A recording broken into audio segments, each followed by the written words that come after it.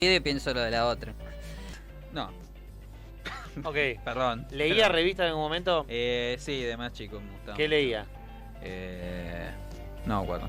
No se De acuerda. ciencia, tipo la Patrusú. Acá dice Eso es un la cómic, pero- la Patrusú. Era No, una... la muy interesante me gustaba Muy, mucho.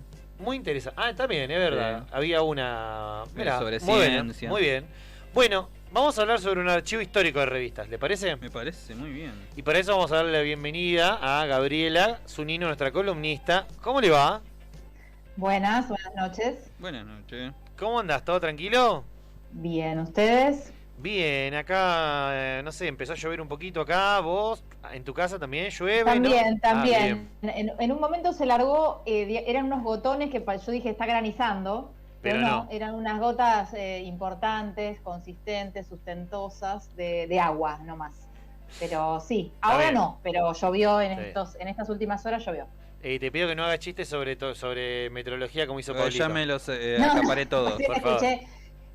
Ya cubrió el cupo de Sí, chistes claro, ya meteorológicos. está. Gastó Está bien. todos. Después Sí, el sí. Confer nos empieza a cobrar. Sí, no existe más el cosas. Confer. No ¿Y importa. a quién le estoy mandando plata todos los meses?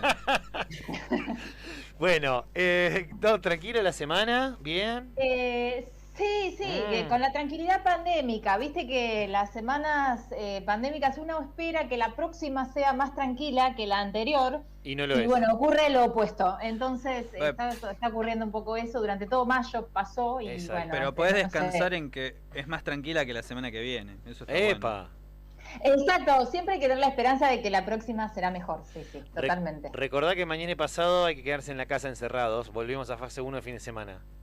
Sí, Eso. lo tengo muy presente. Ah. Yo soy una persona de cumplir mucho las reglas en Está bien. exceso. En exceso. Así que lo tengo Está tatuado bien. básicamente el fin de semana de Ok, confinamiento. Y la Constitución en la espalda. Tatuada. Sí. Me parece muy El bien. preámbulo me entra. El Claro. resto, no sé. No, está bien. No los representantes del pueblo de la Nación Argentina reunidos en La Congreso. única Constitución parte de la que Constituyente. llegamos Sí. las personas normales. No, Salvo bueno. Lilita Carrió, que parece que se la sabe toda. Sí, la obvio. Constitución. Siempre se la sabe toda. Pero saliendo de Lilita Carrió, Por que no sé favor. cómo la llevamos atrás, cómo llegamos es muy a eso. fácil, es muy fácil. En 5 minutos la traigo de vuelta, de alguna forma. En el día de hoy vamos a hablar de revistas. Y a mí, como hombre de periodismo, me encanta hablar de esto. ¿Te interesa? Sí. Sí. Vamos, ya le voy a dar la bienvenida a Claudia Román porque es nuestra entrevistada de hoy y es una, digamos, de las especialistas en esto y de las encargadas como parte del equipo del Archivo Histórico de Revistas Argentinas. Hola Claudia, ¿estás por ahí ya? Hola Gaby, hola Pablo, hola Cristian. Buenas noches. ¿Cómo andás? ¿Todo bien? Todo muy tranquilo y preparándome para el fin de semana de confinamiento para bajarme todas las revistas del archivo y leerlas así en luz. Es como el programa. Exacto, ¿qué chivo estamos haciendo? Es el fin de semana de Aira. Obvio. Tal cual, es verdad, es muy cierto. Hablamos del Archivo Histórico de Revistas Argentinas. Exactamente, lo tienen también, yo pasé y lo tienen en Twitter, si quieren lo difundimos, tienen una página web que de hecho, digamos, es un archivo digital, o sea que está todo el material del que hoy nos va a hablar Claudia digitalizado ahí en la web, así que ya la puse para que vayan chusmeando. Y como se puede leer, ahí van a poder leer, digamos, un poco de qué se trata, pero en este caso yo les quería, digamos, traer un poco esta entrevista para que Claudia nos contara un poco los entretelones y el detrás de escena de este archivo. ¿Sí? Efectivamente, este proyecto se llama Archivo Histórico de Revistas Argentinas y como van a poder ver, si lo empiezan a chusmear por ahí, agrupa investigadores de distintas disciplinas, de distintas carreras, ¿sí? De letras, de historia, de ciencias de la comunicación, que están dedicados a estudiar particularmente la historia de las revistas argentinas del siglo XX, ¿sí? Y cuando hablamos de revistas argentinas del siglo XX, incluimos revistas que tienen, digamos, muy diversas raigambres culturales, que abarcan campos, digamos, de la cultura diversos, no son solamente revistas literarias, son revistas que abarcan una amplia gama de intereses, en este caso, y que digamos, particularmente son interesantes porque justamente ponen en diálogo y muestran los cruces que ha habido y que sigue habiendo entre el periodismo de masas, la literatura, los programas políticos, periodísticos y los debates culturales en general en nuestro país en el último siglo, digamos. Entonces, en ese sentido, entendía que a ustedes también les iba a interesar, digamos, como parte del mundo periodístico, particularmente este proyecto. El proyecto es financiado, vale decir, y subsidiado por la Universidad de Buenos Aires y por la Agencia Nacional de Promoción Científica y Tecnológica, conocida en el mundo académico como ANCIPICT, con la sigla, y el proyecto está radicado en el Instituto de Historia Argentina y Americana Ravignani, que está en la facultad está físicamente en una de las sedes de la Facultad de Filosofía y Letras de la Universidad de Buenos Aires. Okay. Claudia, nuestra invitada de hoy, es una de las cofundadoras, ¿sí?, de este proyecto. Ella es doctora en letras y se especializa particularmente en literatura argentina del siglo XIX. Ha concentrado gran parte de su trabajo en las relaciones entre prensa escrita, literatura y un foco particular sobre la prensa satírica y la incidencia del humor como un recurso muy particular tanto de la literatura como de los espacios periodísticos, ¿sí? Entonces, en ese sentido, su trayectoria como investigadora tiene mucho que ver con este archivo y creo que este archivo también muestra digamos, de manera colectiva, como trabajo colectivo, parte de la investigación personal de Claudia. Entonces, creo que esta entrevista va a tener un poco de las dos cosas, de conocer un poco de su investigación como investigadora, en este caso de la UBA y del CONICET, y también su trabajo colectivo en este proyecto, digamos, que incluye más de una persona, y ahora le vamos a pedir a ella, de hecho, que nos cuente por quién está integrado este equipo. Entonces, lo primero que yo le quería proponer es que nos cuente un poco cómo surgió la idea de este proyecto, cuál fue el origen, digamos, porque hay géneros no uniformes en el equipo, les llevó a empezar este proyecto, cuáles eran los objetivos iniciales, además de presentar a los miembros del equipo, a les miembros del equipo, y también, si quiere, que nos cuente un poco qué podemos encontrar en ese archivo y cuáles son los proyectos que tienen a futuro, quizá, para ese archivo, para ampliarlo, para modificarlo, para completarlo, para hacerlo dialogar con otras cosas, etc. Así que le paso la palabra a Claudia. Buenísimo, Gaby. Me parece que diste una de las claves que es importante para nuestro trabajo, que es el subrayado sobre lo colectivo. La verdad que este archivo, hoy estaba haciendo memoria, empezó hace bastante más de 6 años, cuando por estas cosas de la burocracia universitaria necesitábamos reunirnos para renovar nuestros proyectos de investigación. La vida universitaria funciona un poco así, en cuatrimestres cuando uno es docente y en programaciones científicas, que es como se llaman los periodos en los que uno planifica su investigación cuando uno hace además investigación.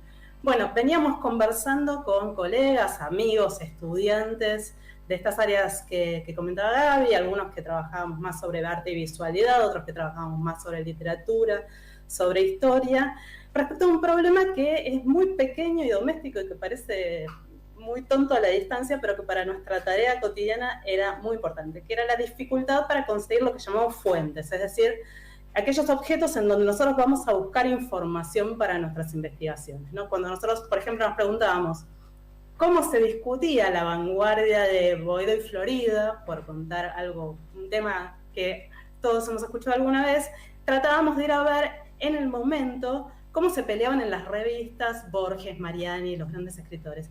Y ir a buscar esas revistas tenía un poco de detective y de épica en las bibliotecas, ¿no? Vos ibas una semana a buscar la revista, la veías, la fichabas, a la semana siguiente el bibliotecario te decía, no, esa revista nunca estuvo en este repositorio, ¿no? Okay. Y yo me ha pasado tener que mostrar fotos de, miren, tiene el sello de la biblioteca, esto estuvo, acá yo estuve la semana pasada, y entonces que volvieran a buscar un poco porque había quedado mal colocada y conseguirla.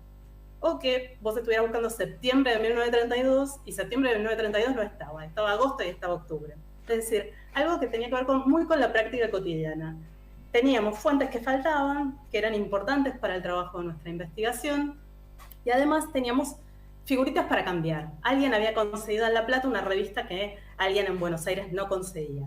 En ese sentido, nuestro problema muy doméstico era cómo construir un corpus, un conjunto de publicaciones del que pudiéramos servirnos todos los que estábamos dialogando sobre lo mismo, ¿no? Y cómo colaborar con eso.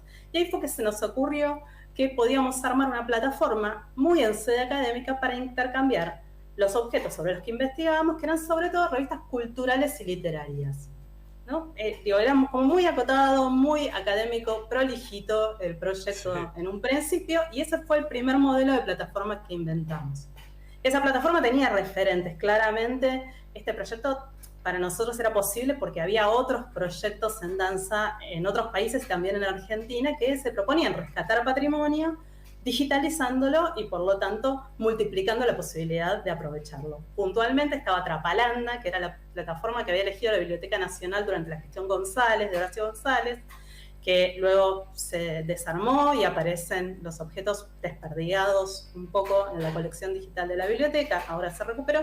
Y estaba también otra plataforma muy interesante que nuevamente se desarmó durante la gestión de Macri, pero ahora se volvió a armar, que es la plataforma Prisma, ¿no? La radiodifusión sonora y televisión argentina, en donde uno podía ver que la disponibilidad de esas fuentes permitía además armar otras investigaciones, ¿no? Por ejemplo, pensar, si uno quería saber, sabía que Oesterheld había publicado alguna vez El Eternauta, pero quería saber qué había hecho antes y qué había hecho después, cómo había evolucionado esa idea sobre la ciencia ficción en la Argentina, podía armar todo ese recorrido. Entonces, ese fue como el inicio de la investigación. Ninguno de nosotros era ducho en digitalización, así que tercerizamos la plataforma, que era muy, muy modesta. Seguimos siendo muy artesanales en todo, aprendimos alguna cosa, pero somos muy artesanales. Y en ese momento había 5 o 6 revistas que para nosotros eran importantes. Por ejemplo, Revista Multicolor de los Sábados, que es el suplemento cultural del diario Crítica, que en la década del 30 dirigieron Borges y Petit de Murat, y en donde Borges publica sus primeros cuentos, y si uno va a ver los cuentos ahí, se encuentra otro Borges, un Borges ilustrado con caricaturas a todo color, que eso lo pueden ver, y alguna otra cosita más.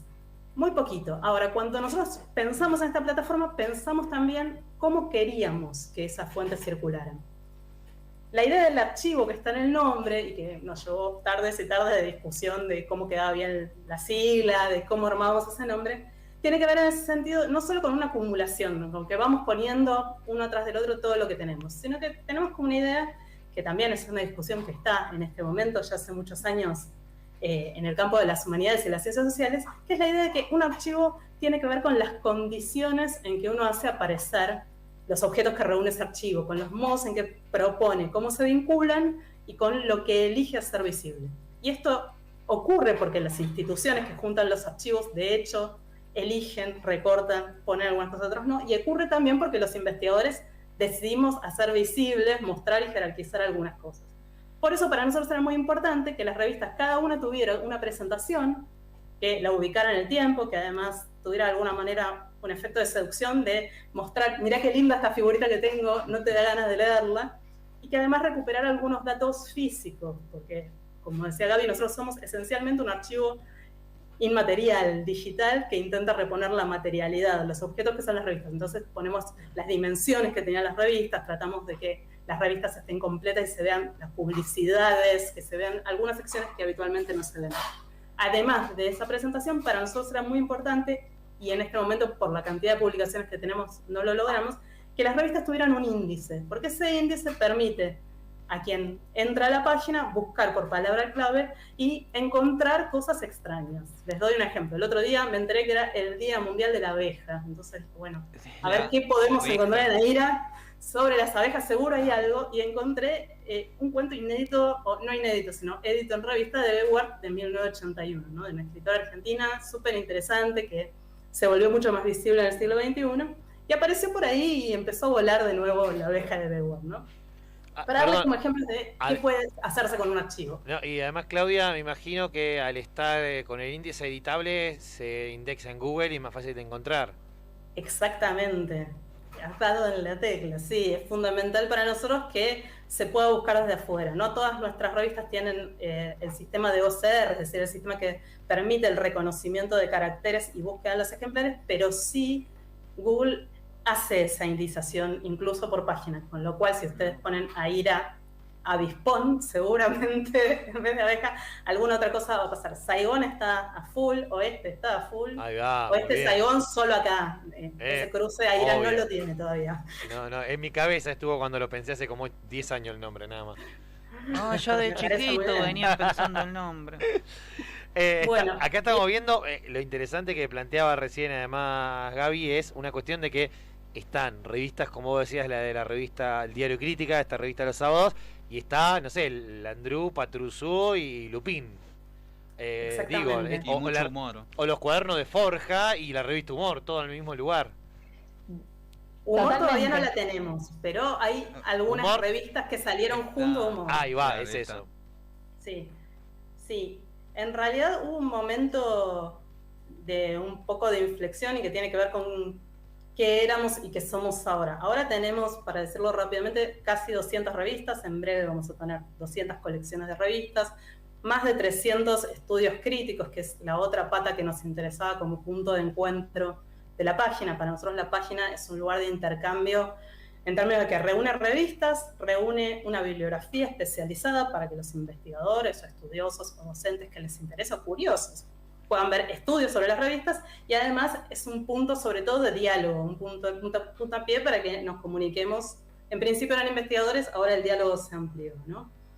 Y en ese proceso, que fue del 2015 hasta ahora y que tuvo como un punto de inflexión más o menos a la mitad de 2018 cuando cambiamos la página, ese cambio de página estuvo justamente impulsado por algo que vino desde afuera de este grupo que conformamos Silvia Zahita como directora, Analía Rey, Soledad Kereilac, Manuela Barral, Martín Greco, Martín Cervelli, Diego Cousiu, Guillermo Korn como investigadores, cada uno con sus preferencias y berretines y especialidades temáticas dentro de AIRA, que fue un momento en que justamente vos mencionabas algunas revistas de historia, es el momento en que una estudiante, Virginia Montero, se acerca a nosotros con un conjunto grande de revistas Hora Cero, la revista que justamente salió por primera vez publicada y dibujado, El Eternauta de Oestergel, que salió entre 1957 y 1959, donde dibujó Prat, Solano López.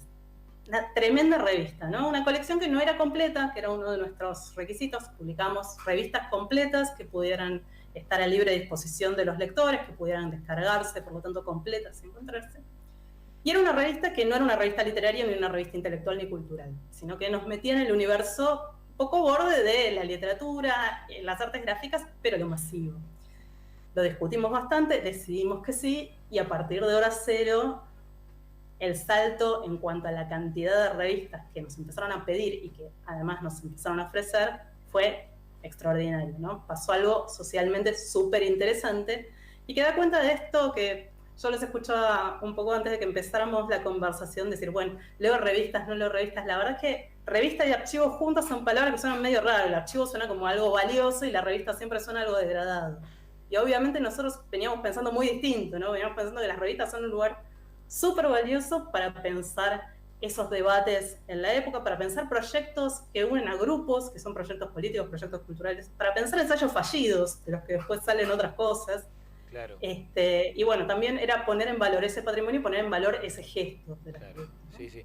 En realidad hay muchas personas que cuando además vemos estos archivos podemos estar horas, Sí. Acabo de darme cuenta, así como en su momento hay un archivo que hizo el Instituto Histórico de acá de Morón sobre los medios, diarios impresos y revistas de Morón, que igual no está completo, tiene retazos casi, podríamos decir, pero he estado horas mirando ese archivo. Somos muchos y muchas quienes me imagino agarramos esto y podemos estar horas viéndolo. Es como que hay algo, aunque la revista sea un medio que hoy en día ya no es tan importante porque perdió la vigencia que tenía hasta los 90, ponele, sigue siendo un lugar donde, espera, voy a ver y puedo estar horas mirando esto. ¿No lo conocías vos, Cristian? No, ¿El archivo? realmente no lo conocía.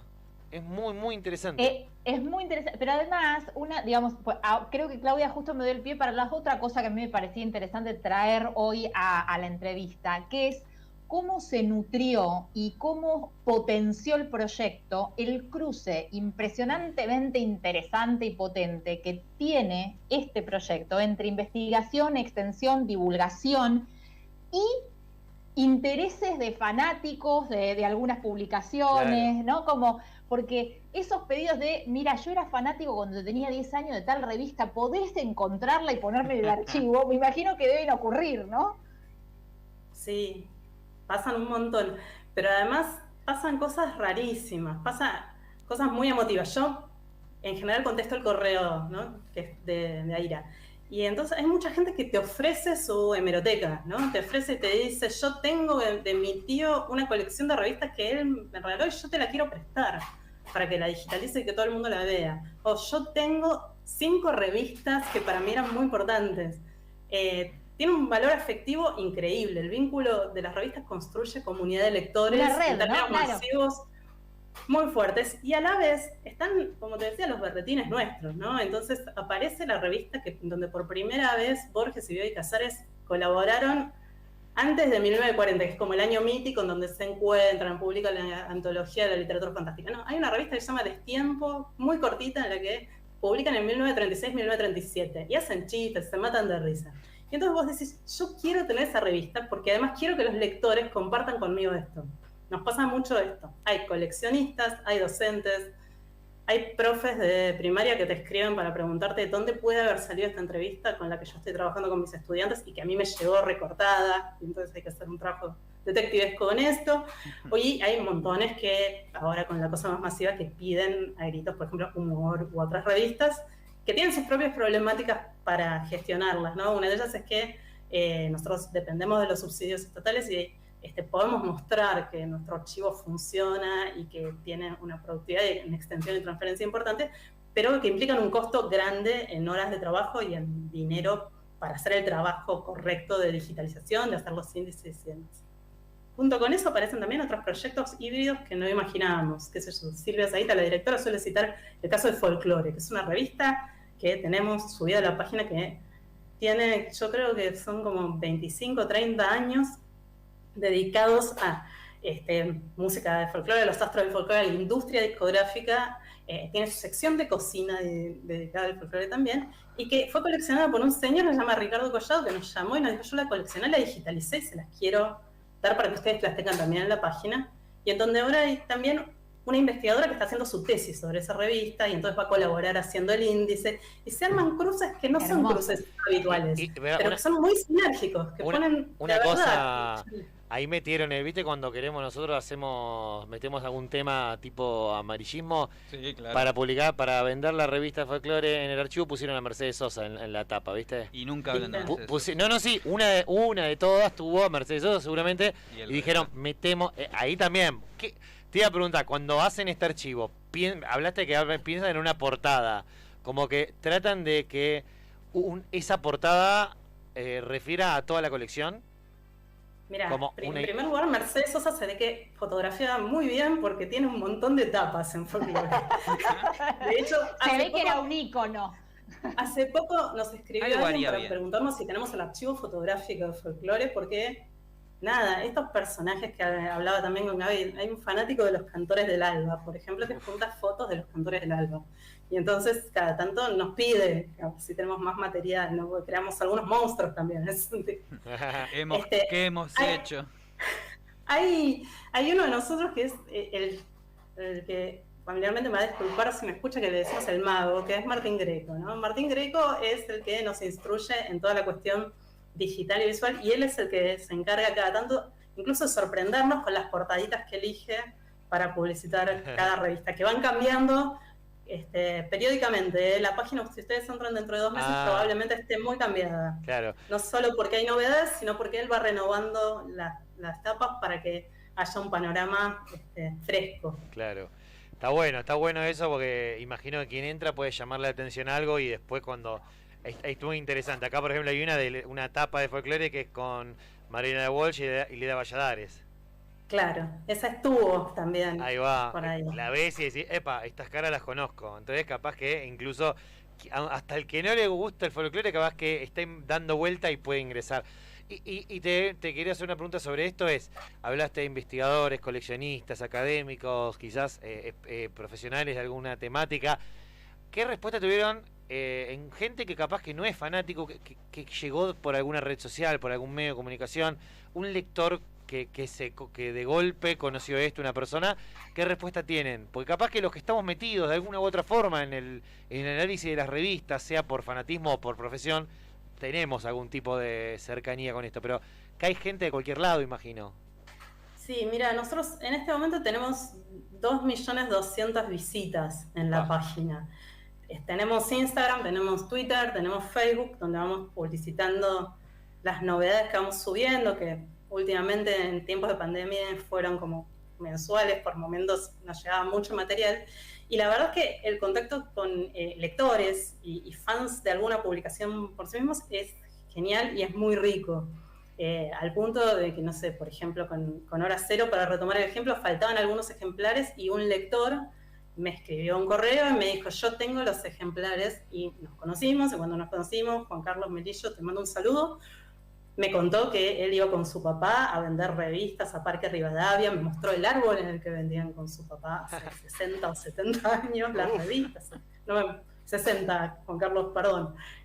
Y después me escribió porque su nieto es fanático del automovilismo y se enganchó con la colección de Automundo que tenemos. Entonces pasa mucho que nos escriben lectores comunes por alguna revista que después a partir de esa descubren alguna otra que estaba pegada o por el buscador. Vos recién decías María Elena Walsh, si pones en el buscador vas a encontrar también las poesías en Diario de Poesía y por ahí vas a encontrar una nota de divulgación en alguna revista de formato más amplio.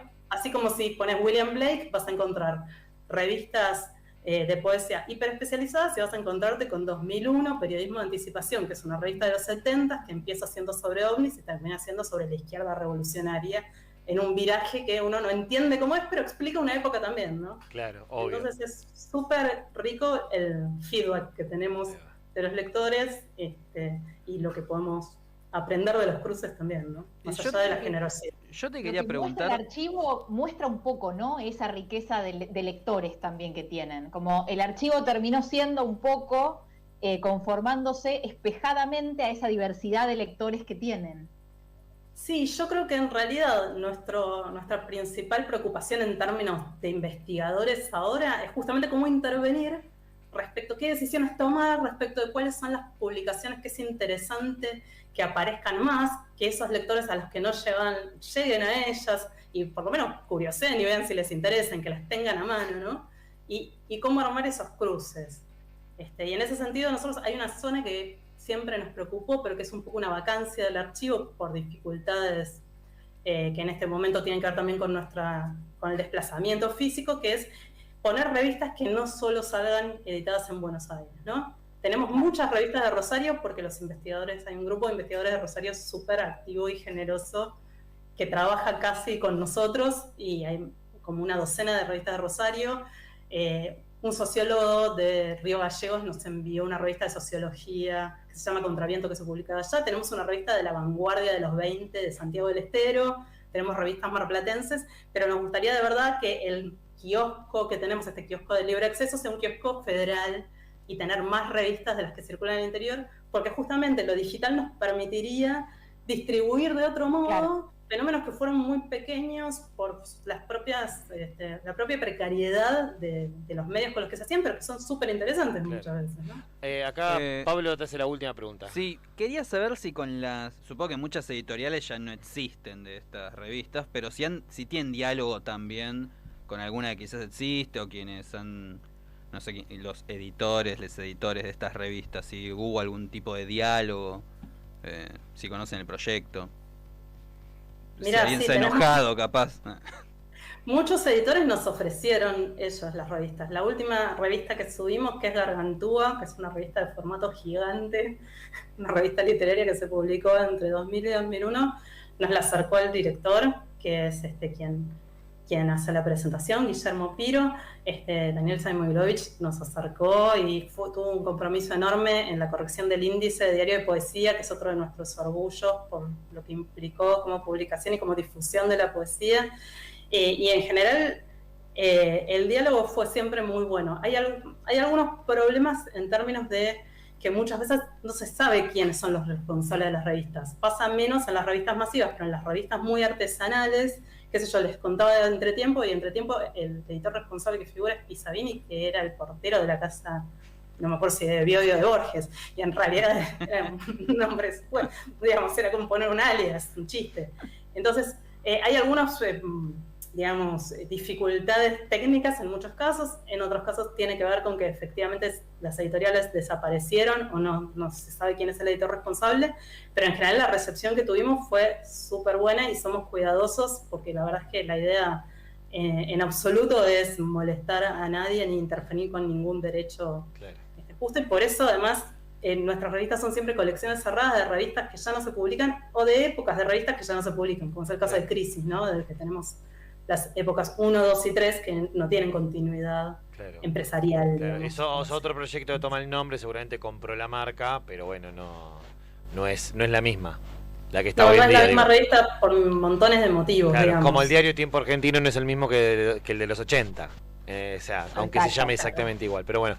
Bueno, Gabriela, Claudia, les agradecemos mucho por este tiempo y le decimos a la gente que puede entrar entonces a gira con H a gira.com.ar, que es archivo histórico de revistas argentinas. www.ahira.com.ar. Ahí está.